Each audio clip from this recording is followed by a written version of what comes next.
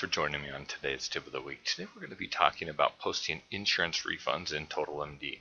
To post a refund inside the software, it's going to function similarly to how you post an insurance payment. So you can either do it from the payments window or from the ledger. Since we're in the ledger now, I'm going to click on new insurance payment over here on the left hand side, and I'm going to choose the insurance company that will be issuing the refund to, if that insurance isn't already listed here.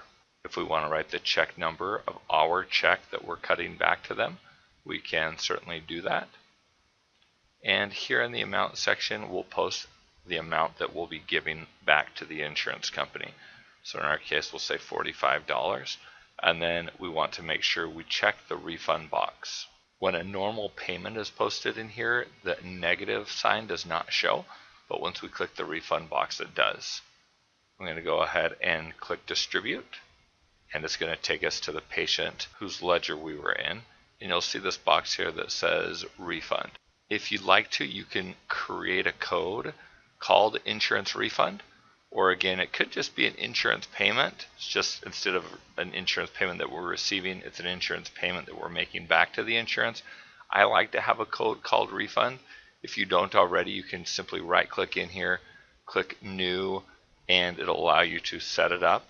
You would set it up just like a regular insurance payment. So we'll go ahead and edit this one so we can see how it's set up.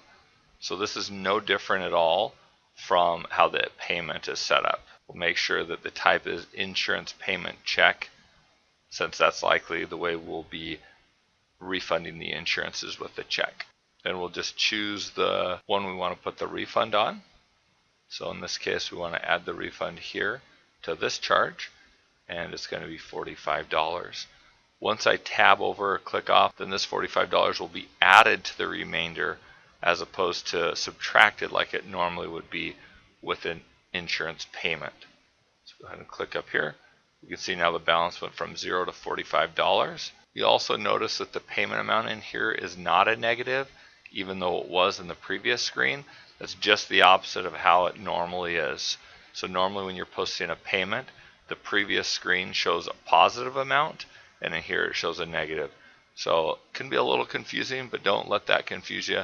Just know that is how it's supposed to be. We're going to go ahead and click post and close.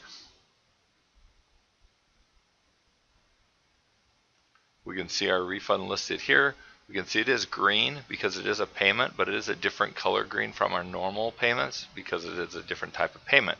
It's an outgoing payment instead of an incoming payment. I'll close this, and we can see the refund down here in this green color, which is different from this green color here.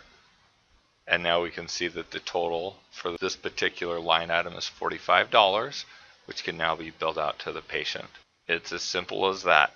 Just like a regular insurance payment also, you could cut one check to an insurance company but issue refunds on several different line items for one individual or for multiple patients. So essentially a reverse of how we would do a normal insurance payment. Thanks for joining me on today's tip of the week. We hope you'll join us again next time.